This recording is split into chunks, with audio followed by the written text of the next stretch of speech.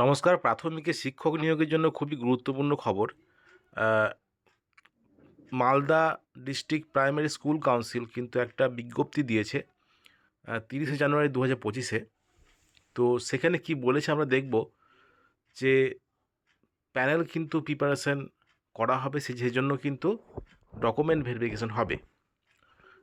কবেকার recruitment কি না এই সম্পর্কে কিন্তু বলা হয়েছে in compliance with the order of this honourable Supreme Court of India on ২০/১/২০২৫ in connection with the civil appeal number দিয়েছে এবং বিভিন্ন কেস নাম্বারগুলো দিয়েছে, এসএলপি গুলো কিন্তু দেওয়া হয়েছে।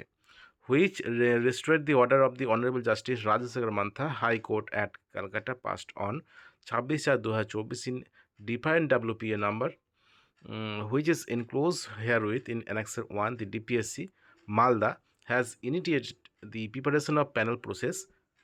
The program schedule of verification of original document of the read petitioners of the above mentioned WPA will be published very soon through official website of District of Malda. The URL is www.malda.gov.in. এই ওয়েবসাইটে কিন্তু জানা যাবে। তো কি বলেছে এখানে, সম্ভবত ২০০৯ সালের নিয়োগ প্রক্রিয়া প্রাথমিকে। তো সেখানে কিন্তু বিভিন্ন ধরনের কেস হয়েছিল। আর সেখানে কিন্তু অনেক ক্যান্ডিডেট কিন্তু চাকরি পায়নি। তো তার পরবর্তী সময়ে কিন্তু অনেক কেস হয়। তারপরেও যেটা বিষয় যে প্যানেল প্রিপারেশন করা হয় বলে ডিপিএসসি একটা বিষয় জানিয়েছে যে প্রায় ৩০০ জনের ওপর সম্ভবত যেটা শোনা যাচ্ছে।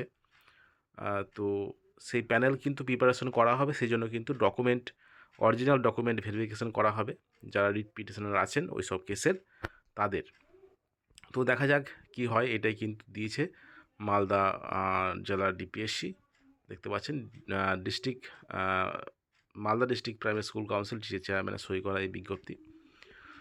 তো দেখা যাক কি হয়, এবং এই যে কেস নাম্বারগুলো এখানে কিন্তু উল্লেখ করে দিয়েছে।